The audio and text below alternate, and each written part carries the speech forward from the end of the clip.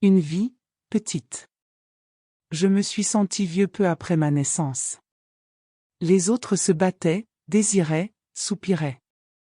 Je ne sentais en moi qu'un informe regret. Je n'ai jamais rien eu qui ressemble à l'enfance. Au fond de certains bois, sur un tapis de mousse, des troncs d'arbres écœurants survivent à leurs feuilles. Autour d'eux se développe une atmosphère de deuil. Leur peau est sale et noire, des champignons y poussent. Je n'ai jamais servi à rien ni à quiconque. C'est dommage. On vit mal quand on vit pour soi-même. Le moindre mouvement constitue un problème. On se sent malheureux et cependant quelconque. On se meut vaguement, comme un animalcule. On n'est presque plus rien, et pourtant qu'est-ce qu'on souffre? On transporte avec soi une espèce de gouffre. Portatif et mesquin, vaguement ridicule.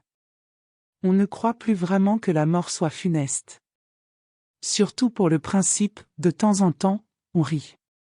On essaie vainement d'accéder au mépris. Puis on accepte tout, et la mort fait le reste. J'aime les hôpitaux, asiles de souffrance. Où les vieux oubliés se transforment en organes. Sous les regards moqueurs et pleins d'indifférence. Des internes qui se grattent en mangeant des bananes. Dans leurs chambres hygiéniques et cependant sordides. On distingue très bien le néant qui les guette. Surtout quand le matin ils se dressent, livides, et réclament en geignant leur première cigarette. Les vieux savent pleurer avec un bruit minime. Ils oublient les pensées et ils oublient les gestes. Ils ne rient plus beaucoup, et tout ce qui leur reste.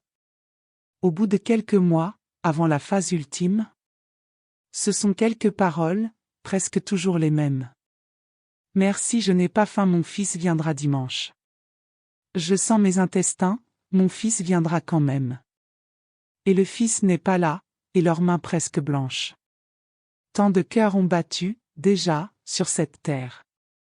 Et les petits objets blottis dans leurs armoires racontent la sinistre et lamentable histoire de ceux qui n'ont pas eu d'amour sur cette terre. La petite vaisselle des vieux célibataires. Les couverts ébréchés de la veuve de guerre. Mon Dieu! Et les mouchoirs des vieilles demoiselles. L'intérieur des armoires, que la vie est cruelle. Les objets bien rangés et la vie toute vide. Et les courses du soir, restes d'épicerie. Télé sans regarder, repas sans appétit. Enfin la maladie, qui rend tout plus sordide. Et le corps fatigué qui se mêle à la terre. Le corps jamais aimé qui s'éteint sans mystère. Ma sœur était très laide à l'âge de 17 ans. Dans sa classe de 3e on l'appelait Gradouble. Un matin de novembre elle sauta dans l'étang. Mais on la repêcha, l'eau était jaune et trouble. Blottie sous l'édredon comme un gros rat obèse, elle rêvait d'une vie sereine et peu consciente. Sans relations sociales et sans espoir de baise, mais tranquille et très douce et presque évanescente. Le lendemain matin elle aperçut des formes glissantes et légères sur le mur à sa droite. Elle dit: reste avec moi, il faut pas que je dorme. Je vois un grand Jésus, dans le lointain, il boite. Elle dit: j'ai un peu peur, mais ça ne peut pas être pire. Crois-tu qu'il reviendra? Je vais mettre un corsage. Je vois des petites maisons, il y a tout un village. C'est si joli, là-bas. Est-ce que je vais souffrir?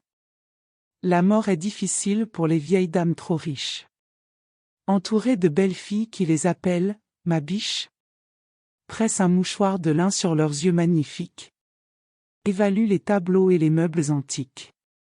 Je préfère la mort des vieux de HLM, qui s'imaginent encore jusqu'au bout qu'on les aime, attendant la venue du fils hypothétique, qui paierait le cercueil en sapin authentique.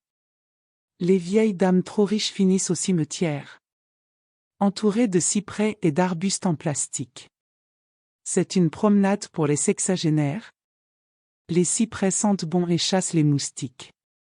Les vieux de HLM finissent au crématoire, dans un petit casier à l'étiquette blanche. Le bâtiment est calme, personne, même le dimanche.